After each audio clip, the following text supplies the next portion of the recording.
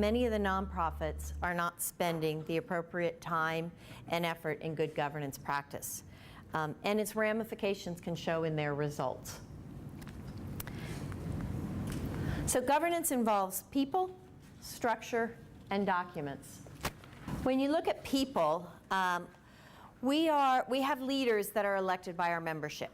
And they have appointments which are also confirmed by the membership. This aspect of our governance structure is different than many other boards. It's one of those things that makes us unique in terms of the governance by our membership, and it's an important part of who we are too as servant leadership. In our society, each level is governed by persons that were elected from the preceding level. So it becomes an important part all the way through the process. You've got your membership in your conferences who elect the presidents, who appoints officers.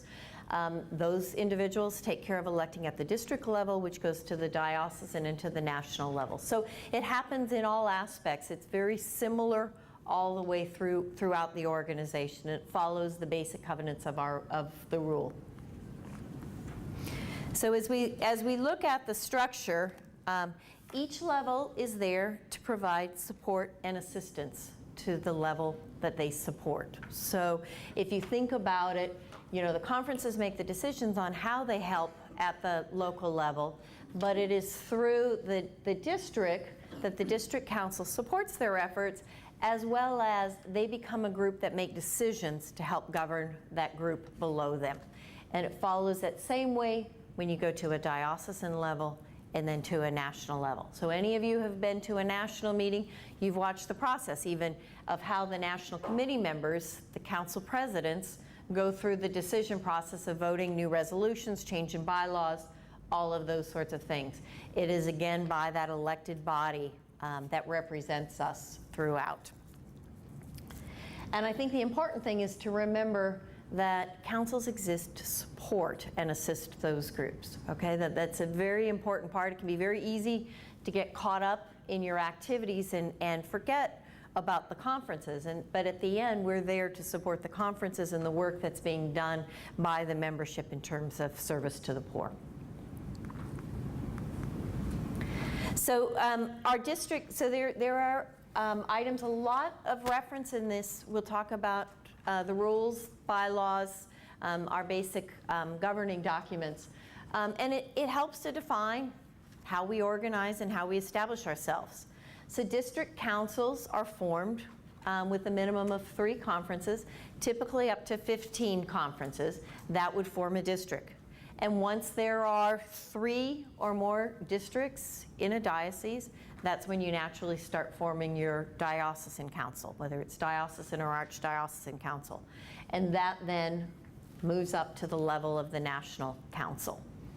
Any questions? If you have questions throughout, please. If I'm going too fast, just tell us. And then in terms of legal structure, I think one of the things, as Roger talked earlier about change and things that happen, is we are legal entities. We do exist as nonprofits. We do exist as a legal entity. We have obligations as a legal entity. We have those obligations to many of our stakeholders, and you'll see those examples in a minute. And these are things that we need to abide by as part of our legal responsibilities. So, we talk about for-profit and nonprofits. Nonprofit doesn't mean you lose money. Okay, that's not the differentiation between a for-profit and a nonprofit. Really, the difference is how we use our resources, not the profitability piece. So we have the same obligations as a corporation. It's just the funds that we receive, it doesn't go to our shareholders, it goes back in terms of resources to help the community. So that is where the difference is. And I think sometimes we forget that. We think I'm just a nonprofit, I'm just there to help, but we do have that obligation in terms of how we support the community and how we use our resources and ensure that we're transparent and accountable for those resources. So one of the things that we face as nonprofits is we have a tremendous amount of stakeholders. We have a lot of people that we're accountable to. Sometimes we forget about some of those groups, And that's when we can get into trouble too. But we have different stakeholders we need to manage, we need to communicate, we need to work with those different groups of stakeholders. One of the things I always try to remember is I try to think, who am I speaking to, what is the audience, and what are their needs going to be? Not just what I want to tell them, but what are their needs going to be, and what are they going to want to hear, and the questions they are going to want to have answered, and how am I making sure that I'm thinking about that audience? So our audience can include those we serve, it's our members, it's our donors, it can be employees, volunteers, the church, the pastors, the bishops. Sometimes you run into a conference that starts thinking, well, I'm separate, I'm not part of the parish. You're there at the invitation. You do need to be communicating. You need to be working together. It's not that I do this over here and you do that over there. And you'll see anytime one of these stakeholders and there's a problem relationship, that's when other issues start occurring too. That's when things start to compound because people lose sight of who our stakeholders are. So Roger talked about change, and it is one of those things none of us like, but it is really a reality of the world we live in. And we can't just continue to help the poor, even though that may be the reason we said we wanted to join the society. Reality, our stakeholders and legal requirements keep increasing the need for what information that we share and the transparency. We'll talk later about 990s. If anybody's filled one of those out and looks at all the different questions they ask about how we govern and what we're doing, it's the way to be able to look. And it's a great checklist to go through because as you go through, you have to think, going, how am I doing that? Am I doing that? Am I sharing that information? Am I being transparent? Can anybody come and look at what we're doing, how I'm making decisions, or do I think I need to cover something up? So as a nonprofit, it should all be open and free from there. So these are part of the expectations that we're seeing. I know as you work with donors, and depending where you're getting your donations from, they're asking for more things.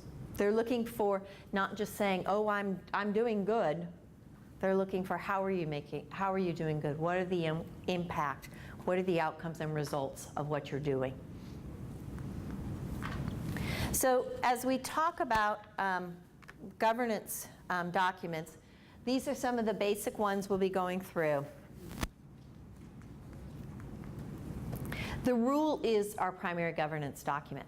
So at the end of the day, you go back to the rule. And it's one of those things, each time you read it, you're going to see something differently, and you're going to learn something. And the more we read it, and the more we go through it, the more we stay grounded in why we're the Society of St. Vincent de Paul, and becomes an important part. Everything else needs to be in harmony with it. So if something we've later created and it's not in harmony, the rule is the one that stands. So anything else would be void because the rule is the preeminent document in terms of governance for that. So, I know at our meetings we should be reading a section of the rule. And it's a great way to remind us that's part of, we pray at each meeting.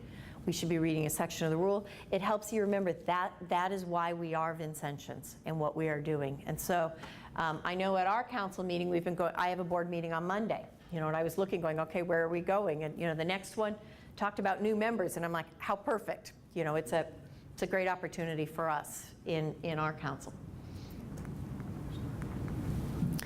So other main documents, you have an article as a legal entity, as a corporation. You'll have articles of incorporation.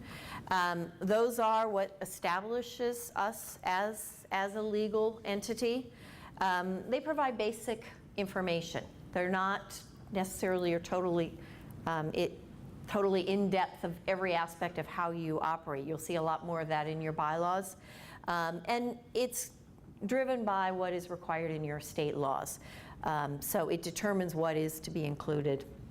But you should have that, and as pending who you're looking for donations, many of the foundations, et cetera, will look for your charter your articles of incorporation too.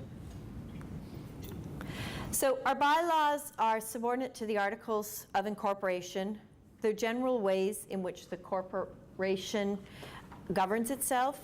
Our national website has the approved bylaws for all levels. So we will have them for conferences, for district, diocesan councils. So that information is readily available. One of the things too is we should be reviewing our bylaws every 3 to 5 years. It shouldn't be sort of like people talk about strategic plan. It's not something that you do once and put on the shelf and forget. But you should also be going and looking at your bylaws. And you'll find as you become familiar with your bylaws, you'll start realizing as you're getting ready to do decisions or things, you go back to what do the bylaws say? You know, what does the rules say? What does the bylaws say? And those two will help to decide what decisions need to be made, how things are done. There's obviously very specific information about election processes and some of the roles and responsibilities that are all included in there. So very important part is to go back and review them and keep them as living documents too.